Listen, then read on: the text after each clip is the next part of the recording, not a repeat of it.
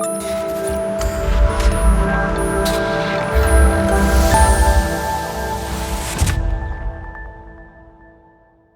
के इस वीडियो में हम बात करने वाले हैं ट्रेडमार्क एक्सेप्ट और एडवर्टाइजमेंट के बारे में कि ट्रेडमार्क एक्सेप्ट कब होता है, एडवर्टाइज क्या होता है, एक्सेप्ट बिफोर एडवर्टाइजमेंट क्या होता है और अपोज्ड क्या होता है और ऑब्जेक्शन क्या होता है। तो जो मेन हमारा टॉपिक है वो एक्सेप्ट और एडवर्टाइजमेंट का है। तो सबसे पहले आपको हम बताएं कि एक्सेप्ट कब होता है। जैसे ही आप कोई ट्रेडमार्क फाइल करते हैं, ट्रेडमार्क फाइल करने के बाद डिपार्टमेंट की तरफ से उसमें कोई ऑब्जेक्शन नहीं आता है या कोई फॉर्मेलिटी चेक फिल नहीं होता है, तो उस केस को डिपार्टमेंट एक्सेप्ट कर देता है। जो एक्सेप्टेंस का टाइम पीरियड होता है वो अप्रॉक्स, अगर कोई एग्जाम ऑब्जेक्शन नहीं आता है तो 1 से 2 मंथ्स के अंदर आपका ट्रेडमार्क एक्सेप्ट हो जाएगा।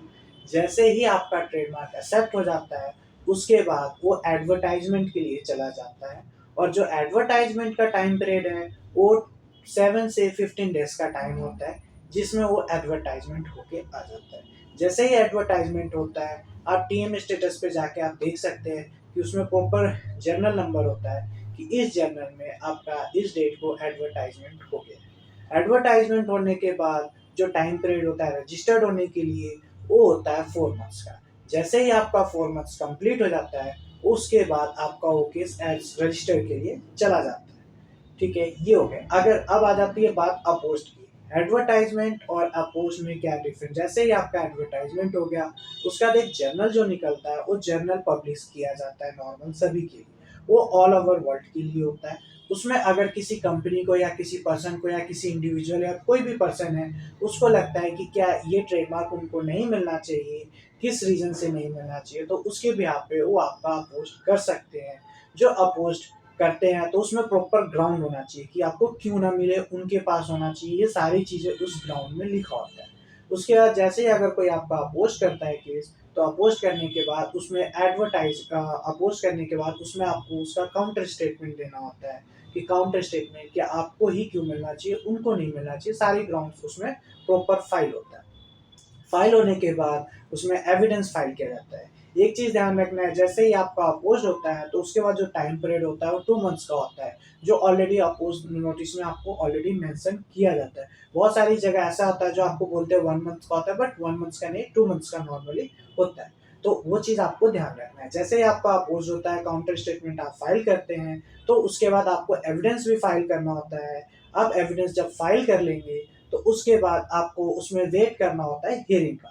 जब आपका ट्रेडमार्क हियरिंग पे प्रेजेंट करते हैं आप, तो उसमें प्रॉपर फैक्ट्स देखा जाता है कि क्या आपका फैक्ट्स प्रॉपर है या नहीं है। अगर आपका फैक्ट्स प्रॉपर है तो आप केस आपके फेवर में चला जाता है।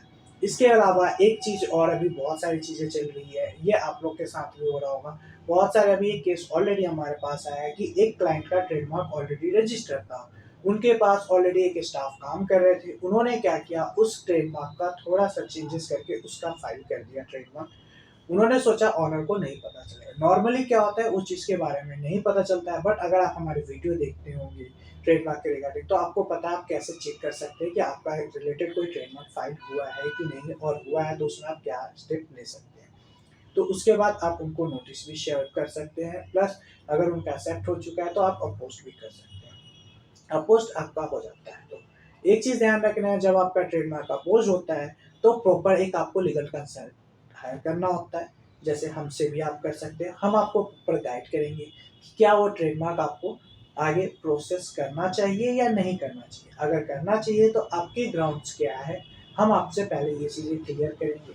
उनका क्या ग्राउंड्स है वो सारी चीज़ें हम देखते हैं। ये नहीं कि अपोज कर दिया तो सर आप आगे प्रोसेस कर लो, जो होगा देखा जाएगा, नहीं, ऐसा नहीं होता। क्योंकि आपका कॉस्ट लग रहा है, आपका बिजनेस है, तो ये सारी चीज़ें देखना ज़रूरी होता है। जब आप इस चीज़ को लेके चलेंगे तो आपके लिए बेस्ट रहेगा। क्यों? क्योंकि जो नॉर्मल हियरिंग का जो टाइम होता है अपोज में, वो अप्रॉक्स 3 से 4 ईयर्स का टाइम लगता है। तो इससे बेस्ट होता है कि अगर आप बिजनेस स्टार्ट कर रहे हैं और अगर केस अपोज हो चुका है, तो उसमें अगर आप नहीं चाहते हैं कि आगे आपका टाइम भी जाए और ऐसा भी हो कि ना मिले, क्योंकि देखिए आपको भी पता है कि 50% चांसेस आपके हैं और 50% चांसेस उनके हैं। तो जिनके ज़्यादा रिलेवेंट और एविडेंस होंगे उन्हीं को मिलेगा। तो इसलिए बेस्ट ऑप्शन होता है कि आप उससे अच्छा उस चीज़ को छोड़ के और न्यू की तरफ जाए, जिससे आपका 6 मंथ 7 मंथ्स में आपका ट्रेडमार्क रजिस्टर्ड हो जाए और आप अपना बिजनेस पे फोकस करें। ठीक है, तो ये सारी चीजें होती है।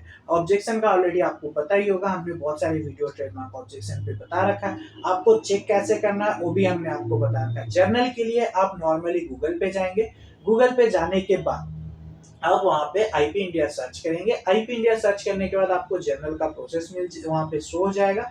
जर्नल में जाके आप चेक कर सकते हैं कि आपके रिलेटेड उस क्लास में या किसी और क्लास में किसी ने तो ट्रेडमार्क नहीं अप्लाई कर रखा है। तो ये सारी चीजें आप वहाँ पे जाके चेक कर सकते हैं। अगर इसके रिलेटेड आपको कोई भी क्वेरी होता है ट्रेडमार्क एक्सेप्ट और एडवर्टाइजमेंट के रिगार्डिंग, तो आप हमें कांटेक्ट कर सकते हैं। इसके अलावा एक और होता है एक्सेप्ट बिफोर एडवर्टाइजमेंट। डिपार्टमेंट क्या करता है, कुछ केसेस होते हैं आप देखेंगे, बट वो बहुत ही कम केसेस होते हैं जिसमें 1 से 2% जिसमें एक्सेप्ट और एडवर्टाइजमेंट आता है। नॉर्मली यही होता है कि एक्सेप्ट होता है फिर एडवर्टाइजमेंट होता है। आपको ध्यान रखना है कि कभी भी अपोज्ड होता है तो 2 मंथ्स का ही टाइम होता है। 2 मंथ्स के बाद आप करते हैं तो डिपार्टमेंट उसको नहीं कंसीडर करता है और वो आपका फिर बाद में अवॉइडेड हो जाता है। तो इसीलिए बेस्ट ऑप्शन होता है कि अगर आपको आगे प्रोसेस लीगल करना है तो आप इसी तरह से ही कर सकते हैं। अगर वीडियो अच्छी लगी होगी तो प्लीज वीडियो को लाइक और कमेंट जरूर करें।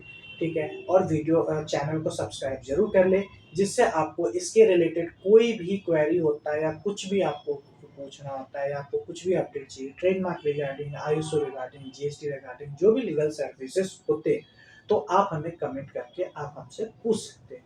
Please, thank you and